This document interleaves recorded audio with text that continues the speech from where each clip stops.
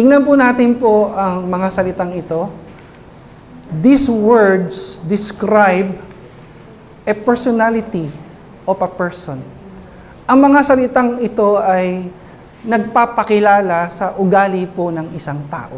Ang tanong po sa umagang ito, para kaya kanino ang mga salitang ito? Basahin po natin. Pessimistic, para kanino kaya yan? Cynical, fatalistic, anti, yung anti parang kontra yan eh. Unwilling, defeatist, bleak, dismissive. Sino kaya yan? Anong klaseng tao kaya? Meron po ba kayong idea? Para kaya kanino ang mga salitang yan, Kuya Andre? Yan po ay para sa taong, pakisabi nga sa katabi mo, huwag kang nega. Ang isang taong negative, a negative person, sasabihin ko sa iyo, mahirap kasama yan. Yung taong negative, mahirap kausap. Kasi pag may problema ka, at kausap mo yung taong negative, babagsak ka. Nasusundan po natin? Maigi na lang, ang mga anak po ng Diyos, punong-puno po ng pananampalataya. Tama po ba yon? Palakpakan muna natin ang Panginoon. Ang tao pong negative, nakakahawa. Kaya wag kang didikit masyado sa mga taong nega. Yung pag magsalita, puro problema, walang pag-asa, walang magagawa, baksak na ang buhay, hindi na makakabangon. Mahirap yan. Kapag kausap mo yung mga ganyan tao, pwede kang mahawa. Kaya, alam nyo, ang sarap pag nasa church ka, ang sarap pag nasa kapatiran ka, kasi yung mga tao dito, positibo. Punong-puno ng pananampalataya. Pakikindatan mo nga yung katabi mo, kindatan mo yan. Yung kindat ng positibo, na may kasamang smile. Ayan. Ang taong negative, mga kapatid, hindi po tatanggap. Mahirap tumanggap ng pagpapala yan. Tanong niyo po sa akin kung bakit. Bakit po? Kasi lahat ng pangako ng Diyos, ng pagpapala, ano kailangan dyan? Faith. Pakisigaw po. Faith.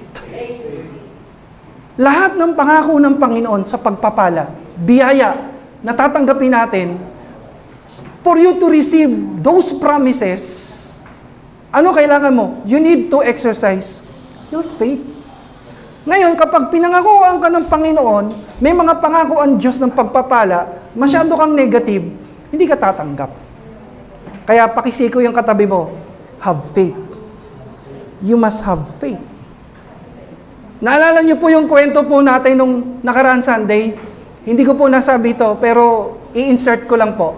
Sa 2 Kings chapter 7, naalala niyo po yon? Di ba mayroong 4 doon na beggars?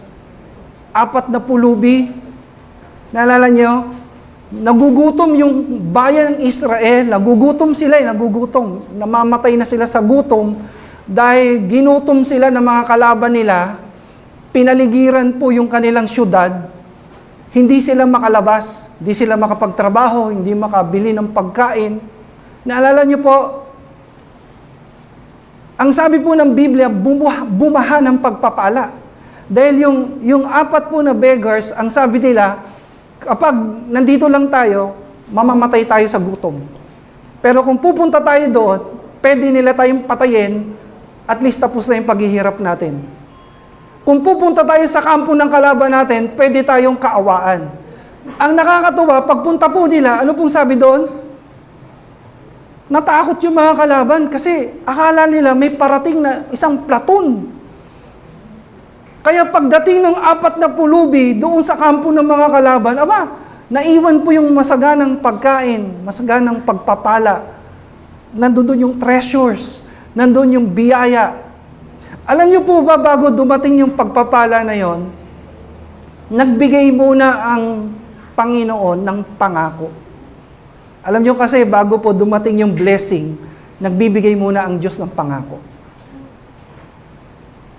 Ang sabi po ng lingkod ng Diyos, sa panahon ng paghihirap, sa panahon ng taggutom, darating ang panahon, bubuhos ang pagpapala.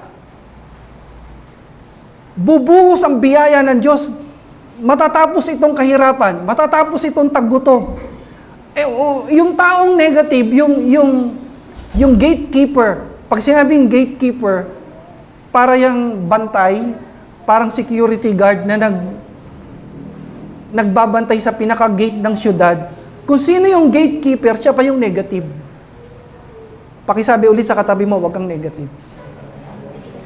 Ang sabi po ng lingkod po ng Diyos, negative ka, alam mo sa totoo lang, ganito mangyayari sa negative. Sabi ng lingkod ng Diyos, makikita mo yung pagpapala, pero hindi mo matitikman.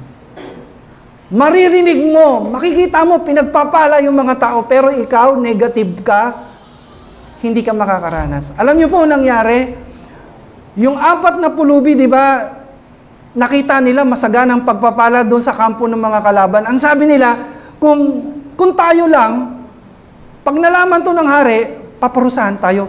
Maigi pa, ibalita natin sa mga tao na grabe yung blessing dito, overflowing. Pag-report po nila doon sa kanilang bayan, sa syudad po nila, nagkagulo po yung mga tao. Imagine mo yung mga tao gutom na gutom. Imagine mo yung mga tao namamatay na sa gutom. Nung nabalitaan nila na sa kampo ng kalaban, walang kalaban, bagkus nandun ang pagpapala ng Diyos, napakaraming pagkain, nagkagulo po. Nagkaroon ng stampede. Yung gatekeeper na negative, alam niyo po kung ano nangyari sa kanya? Narinig niya na may blessing. Narinig niya na may pagpapala. Kaya nagkakagulo yung mga tao eh. Dahil sa gatekeeper siya, alam niyo nangyari sa kanya? Natapakan siya ng mga tao. Stampede. Patay. Patay po siya. Totoo yung sabi ng lingkod ng Diyos, maririnig mo yung blessing, pero hindi mo matitikman. Sino po dito gusto niyang matikman ang pagpapala ng Panginoon? Amen? Kung gusto mo ng blessing ng Lord, ano kinakailangan mo? Alisin mo yung pagiging negative. Kung minsan nabigo ka na, huwag mong isipin na laging bigo ka lagi. Sino pong nabigo sa pag-ibig?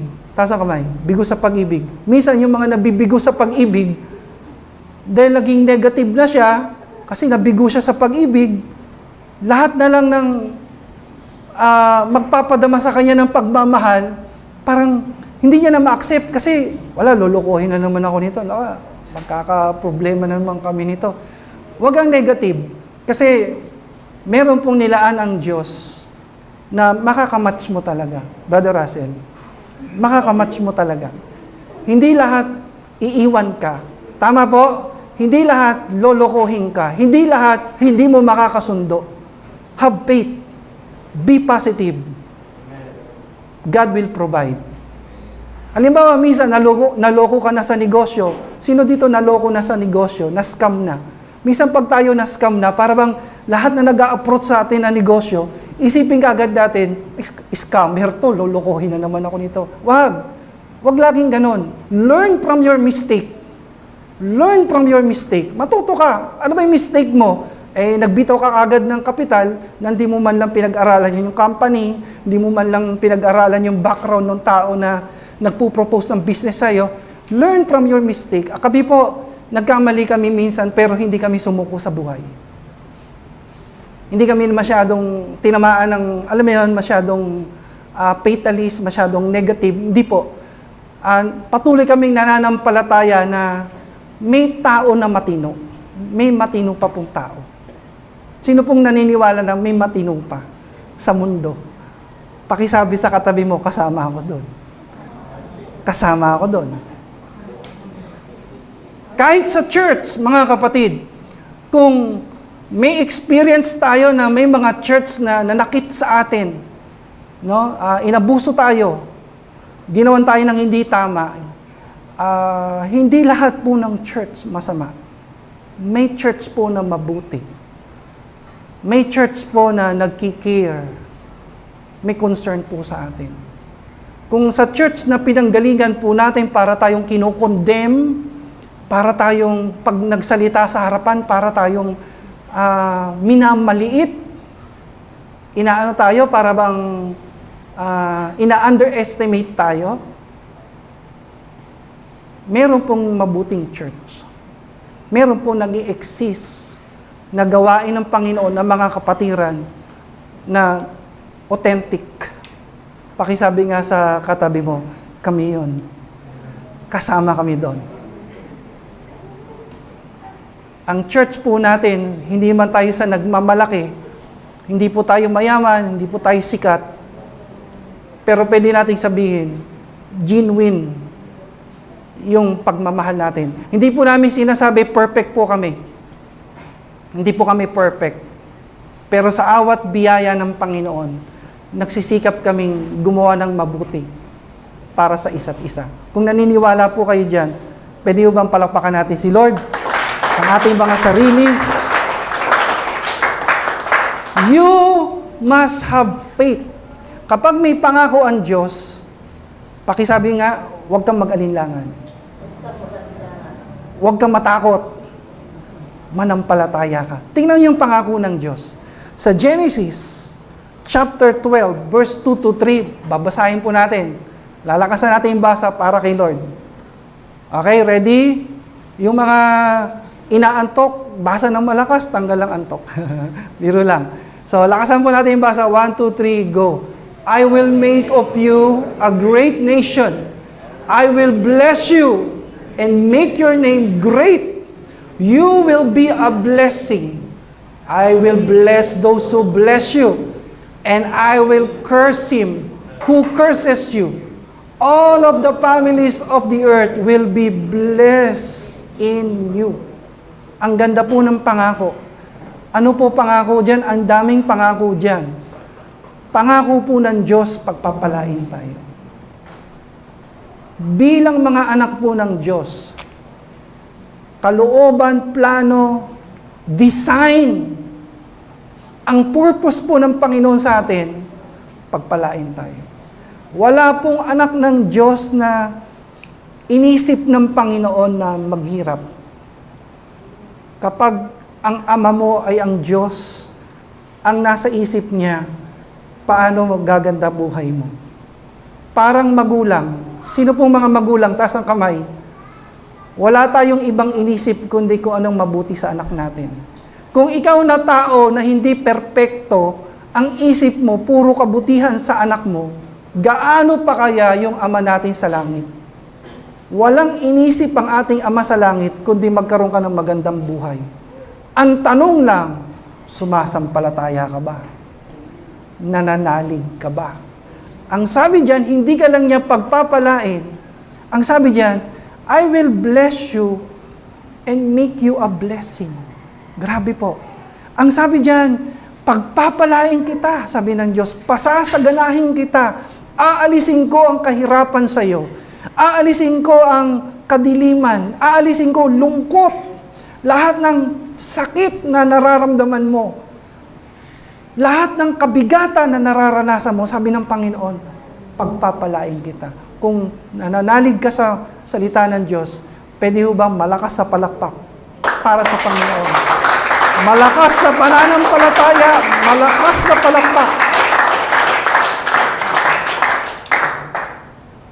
Pakisabi po, para sa iyo ang pangakong yan. Galatians chapter 3 verse 29, ang sabi diyan, ang pangako ng Diyos kay Abraham na pagpapalain ni Lord si Abraham, ang kanyang mga descendants, ang sabi, dahil kay Kristo, dahil sa Panginoon, ang pangakong yan ay para sa atin. Basahin natin ng mabilis. And if you belong to Christ, then you are Abraham's seed and heirs according to the promise.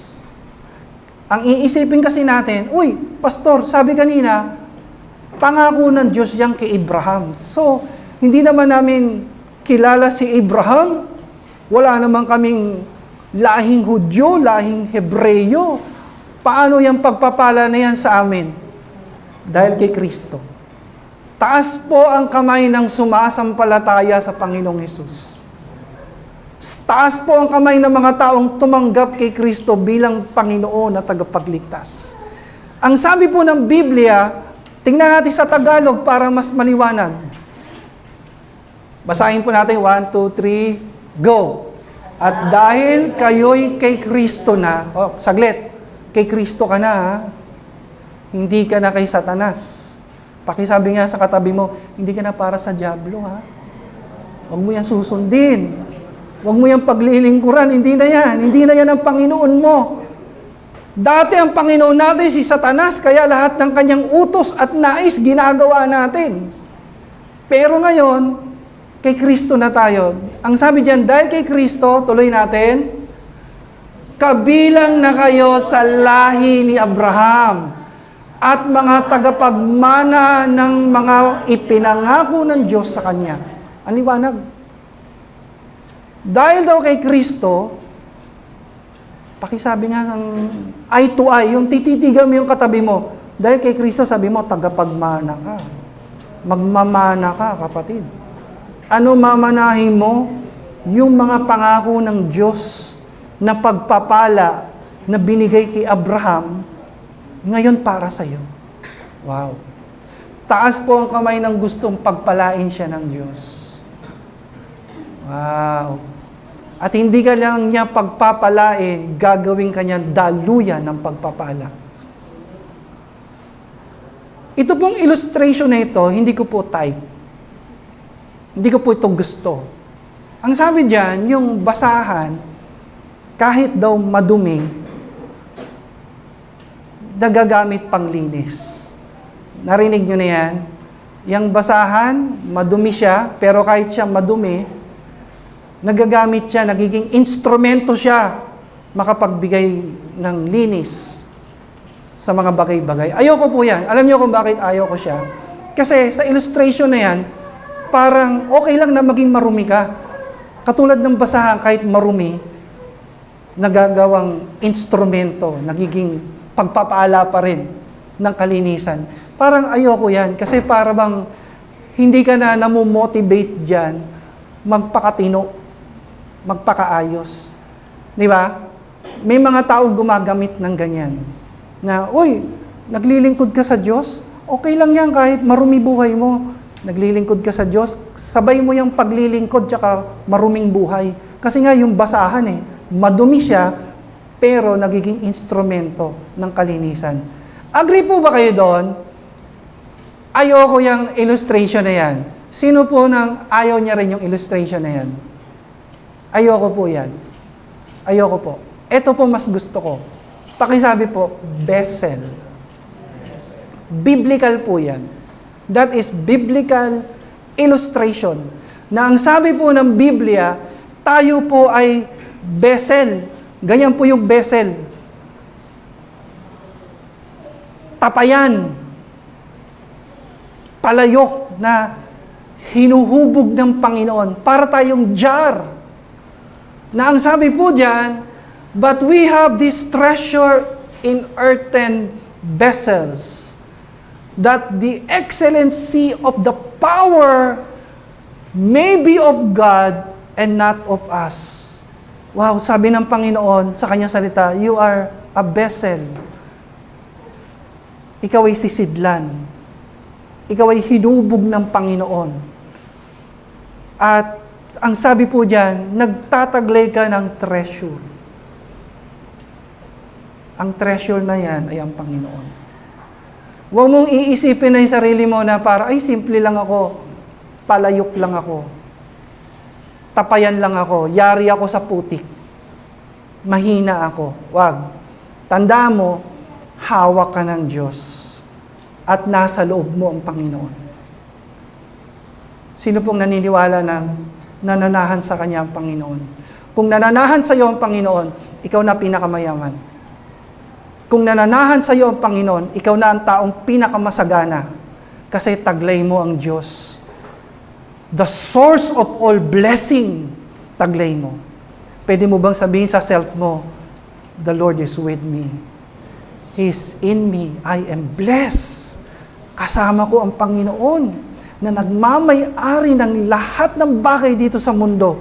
Siya ang aking Ama sa langit. At dahil taglay mo ang Panginoon, ikaw ay pinagpala. Pwede po ba natin sabihin, Amen? Ang tanong, paano, Pastor, ako magiging pagpapala sa ibang tao kung ang buhay ko naman walang pagpapala? Tingnan mo ulit yung katabi mo, mukha bang walang pagpapala? Di ba ang hirap ng ganyan?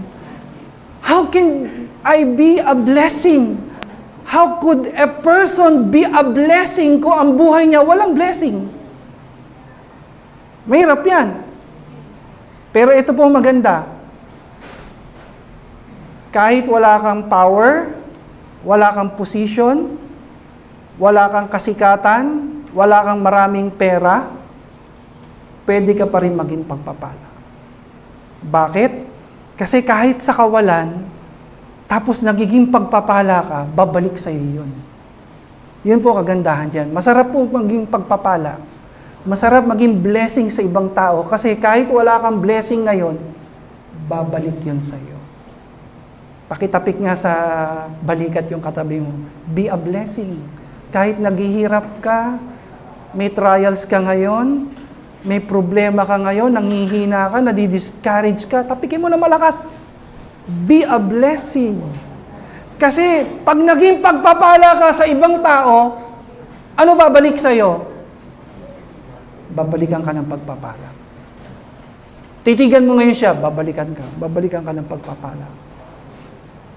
If you are a blessing to others, God will bless you. Palakpakan po natin ang Panginoon. Ano pong sabi diyan? Ang sabi po diyan, when you focus on being a blessing to others, kapag ang focus mo, gusto ko maging blessing, gusto ko tumulong sa ibang tao. Kahit wala ako, tutulong ako. Kahit kapos ako, tutulong ako. Kapag yan ang isip mo, laging tumulong kahit wala, kahit salat. Ang sabi diyan, when you focus on being a blessing to others, God makes sure that you are always blessed in abundance. Kaya pala minsan, malayo ang pagpapala sa ibang tao kasi hindi sila nagiging pagpapala. Alam niyo po, nakita ko yung isang tao na talagang hirap na hirap. Pag tinignan mo yung buhay niya, nakukubabawan siya ng karamutan, nakukubabawan siya ng pagiging negative, kumukubabaw sa kanya yung kadiliman. Pero once na yung tao, laging tumutulong, laging nag-share, laging nag-i-encourage, laging nag-stretch out ng kamay para sa ibang tao, bumabalik po yung pagpapala. Sino pong naniniwala na may pagpapala sa pagiging pagpapala? Totoo po yan. Ang utak po ng taga-sanlibutan, sarili din mo yung pagpapala. Maging sakim ka. Pagdamutan mo sila. Maghiganti ka. Pero yung pagpapala lalong nawawala.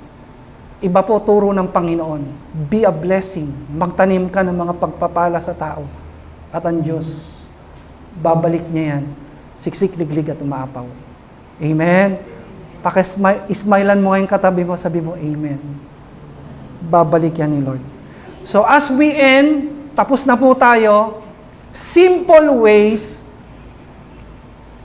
Ito po ay simple ways to be a blessing. Mga practical lang po ito na paraan para po tayo maging pagpapala. How to be a blessing. Paano po ba tayo magiging pagpapala? Simple ways to be a blessing. Number 1, ang sabi diyan, pakibasa po, be grateful. Be grateful. Ano ibig sabihin ng grateful? Lagi kang magpasalamat. 1 Thessalonians 5:17-18, ipagpasalamat mo sa Diyos ang lahat ng pangyayari, sapagkat yan ang kalooban ng Diyos. Minsan may mga taong matulungin, may mga taong mapagbigay, may mga tao na nag-share ng blessing, pero darating ang time, mapapagod siya, magagalit siya, sasabihin ng utak niya, puro na lang kayo hingi. Binigay ko na yung kaliwa, gusto niyo pang kunin yung kanan. May mga tao po na sa una po tumutulong, sa una nagbibigay, sa una nag-share. Pero darating ang time, pumapait yung kalooban niya, lalo-lalo na kapag yung tinutulungan niya, wala sa ayos. Nagigets nyo? Kaya number 1 na dapat natin gawin, be grateful. Kapag ikaw nagpapasalamat sa buhay mo, nabigay ng Diyos, yung masaya kang nagpapasalamat, masaya ka na nagpupuri sa Panginoon sa buhay na meron ka, nagiging pagpapala ka. Hindi ka mapapagod. Hindi ka magsasawang maging pagpapala. Amen? Nagigets nyo, nasusundan nyo? Be a blessing. Paano ka magiging blessing? Ang sabi po dyan, be grateful. Pagpasalamat mo sa Diyos, sino? Kung may asawa ka, pagpasalamat mo sa Diyos, asawa mo. Pakihawak na yung kamay ng asawa mo. Thank you, God, sa buhay ng asawa ko. Huwag kang laging reklamo ng reklamo. Kasi pag lagi kang reklamo ng reklamo, maniwala ka, magsasawa kang paglingkuran yung asawa mo. Baka mamaya ihagis mo na sa kanya yung mga maruming damit. Ikaw na maglaban yan. Nakasawa ka na. Magsasawa ka. Pero pag lagi kang mapagpasalamat sa Diyos, lagi mo sinasabi, Lord, salamat sa dami-dami ng tao. Binigay mo po ang asawa na ito sa akin. Ako po, lagi ako nagpapasalamat sa buhay ng asawa ko. Kaya hindi ako nagre-reklamo. Nagigets nyo? Kaya hindi ako napapagod. Kaya hindi ako nagsasawa. Kasi lagi ako nagpapasalamat sa Diyos. Ipagpasalamat mo sa Diyos yung buhay ng mga anak mo. Kung kasama mo anak mo, hawakan mo siya, salamat sa Diyos sa buhay ng aking anak. Kasi pag hindi ka grateful sa anak mo, may stress ka dyan. Kasi ang sarap ng tulog mo, iiyak, maghanap ng gatas, di ba? Pag hindi ka grateful, makukulit, talagang tapos nagluluto ka, sinasabay mo pa ng paglilinis ng bahay, tapos makukulit, talaga namang may stress ka. Pero pag grateful ka, hindi naman masama mag-discipline, hindi naman masama mag-correct sa anak. Pero iba po yung pagko-correct ng hawak mo yung isip mo. Yung grateful ka, control mo. Control mo salita mo, control mo yung galaw mo. Pero yung isang taong wala ng gratefulness, iba yan. Talagang nahagis niya yung anak niya. Talagang nakakagawa siya ng hindi maganda. Be grateful. Sa trabaho mo, be grateful. Sa church na meron ka, be grateful. Sa negosyo na meron ka, be grateful. Sa lahat ng bagay na meron ka, pagpasalamat mo sa Diyos. Kasi sasabihin ko sa iyo, kahit marami ng blessing ang dumating sa iyo, kung hindi ka grateful, kung hindi ka mapagpasalamat, malulungkot ka. Hindi ka magiging masaya. Tama po? Palakpakan po natin ang Panginoon.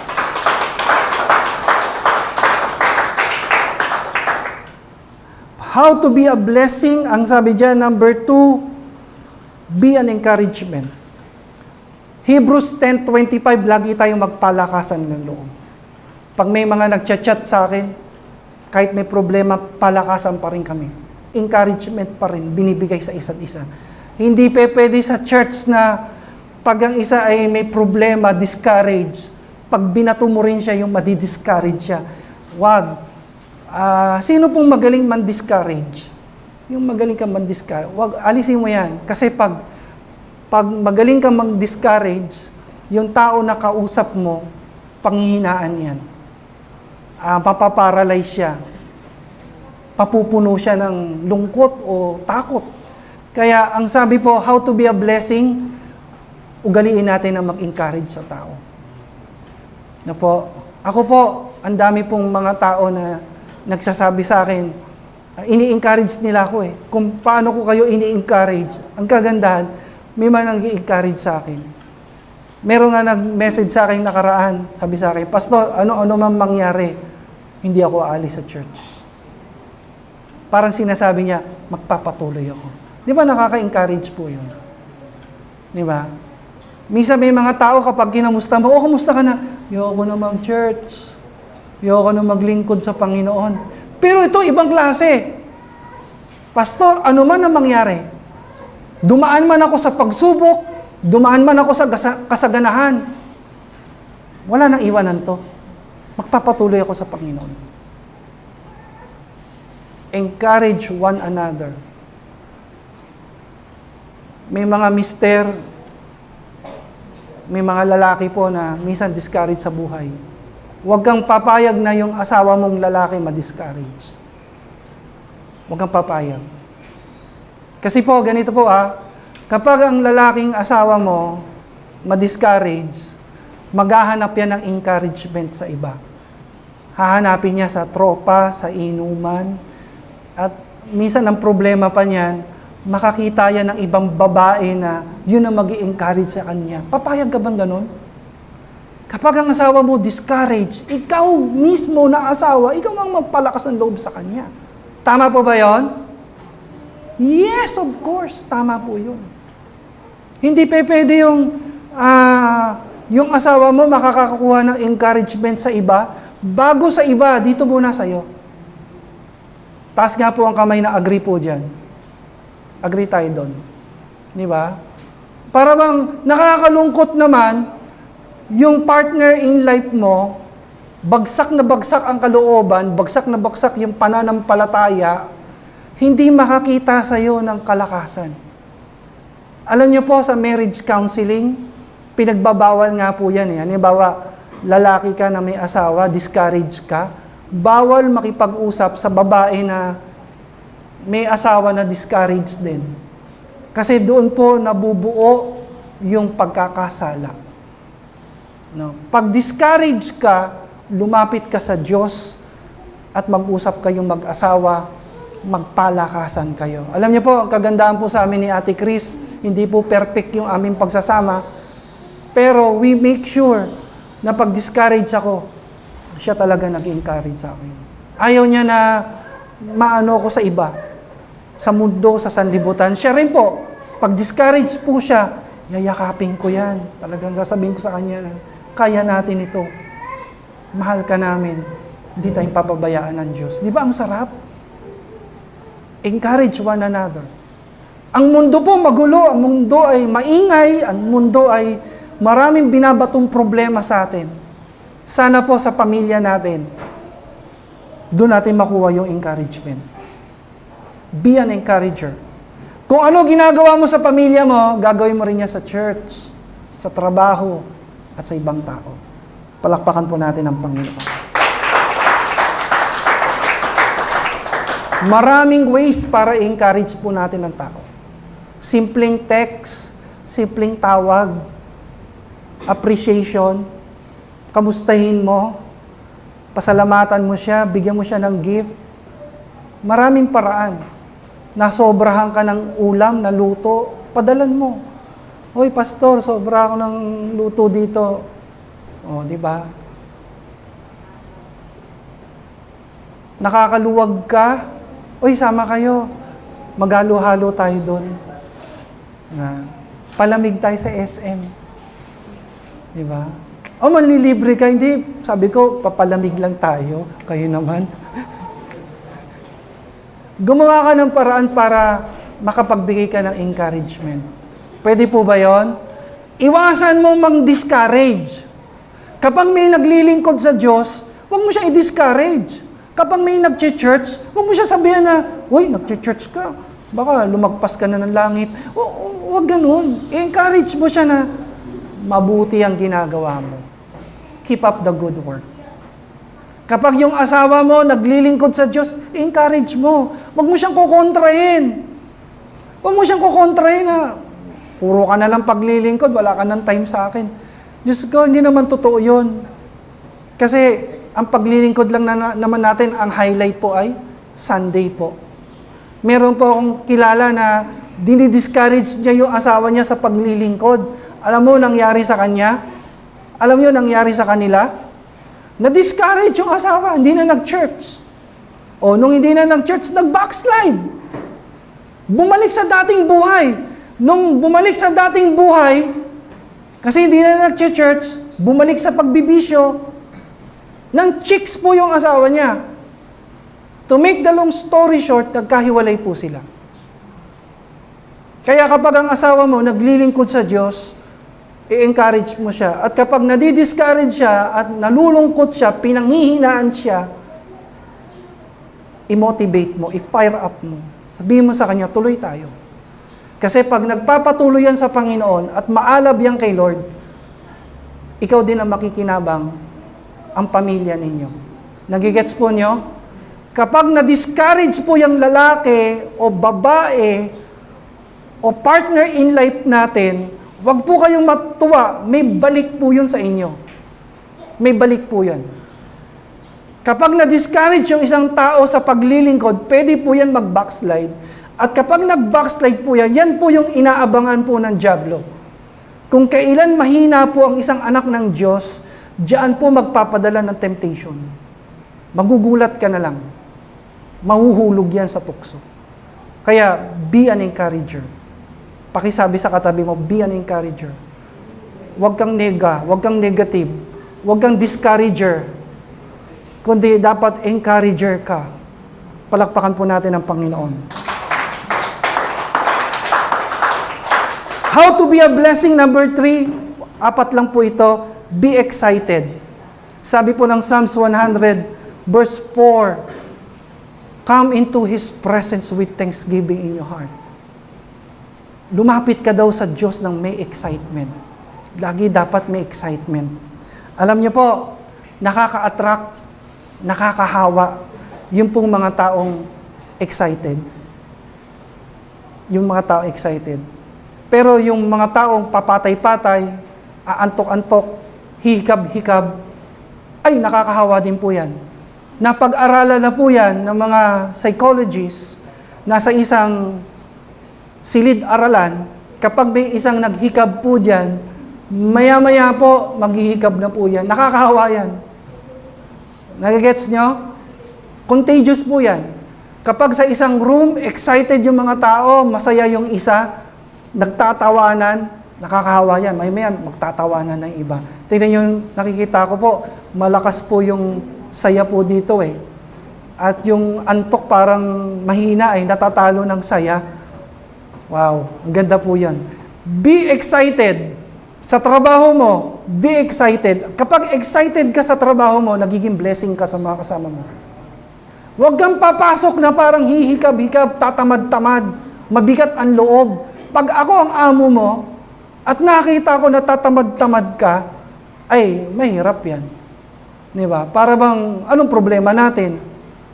Anong nagawa ng company na problema sa iyo? Bakit ganyan ka? Baka may problema tayo. Baka gusto mo sa iba ka magtrabaho. Kung saan ka masaya, suportahan ka namin. Kung hindi ka na masaya dito, hindi tayo pwedeng magsama sa isang company. Nagigets po nyo? Huwag kang magtatrabaho na tatamad-tamad ka kasi gawa nung hindi po nagmakaawa yung company para magtrabaho ka dyan. Ikaw ang nag-apply dyan. Ikaw ang nagmakaawa. Ikaw yung nagpakumbaba sa kanila. Kaya po ako, pag may trabaho ako, excited ako. Excited po ako. Then nakakahawa yun. Kahit sa business, halimbawa magpe-present ka ng negosyo, hindi pwede papatay-patay ka. Hindi pwedeng matamlay, dapat excited ka. Amen? Sa lahat ng pagkakataon, dapat excited tayo. Lalong-lalo na sa gawain po ng Panginoon. Lahat po na excited, taas po ang kamay. Yes, excited. Nakaka-encourage po kayo.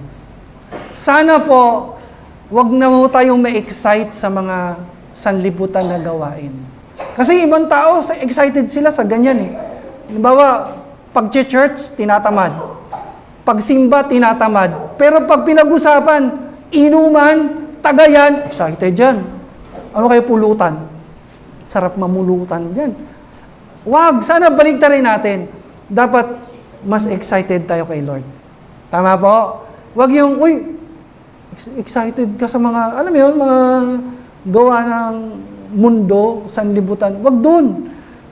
dapat ilagay natin sa Diyos ang excitement natin at nagiging blessing po tayo sa iba.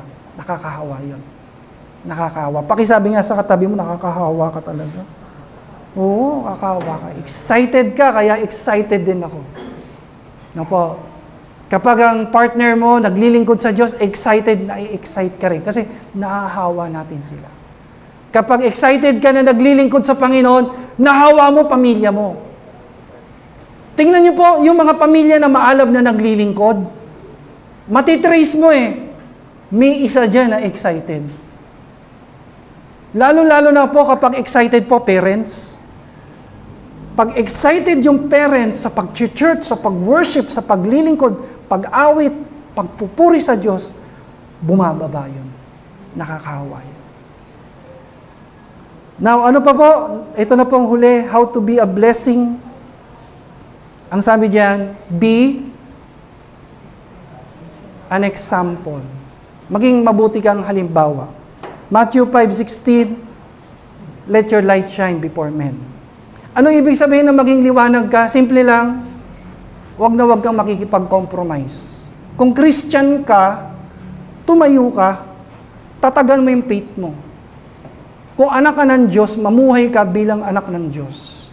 Huwag mo nang gayahin yung mga tao na hindi naglilingkod sa Panginoon. Mga tao na walang takot sa Diyos, kaya gumagawa sila ng iba't ibang kasalanan. Huwag. Kasi pag ginaya mo sila, ang sabi nga, hindi masama makisama, huwag ka lang makisama.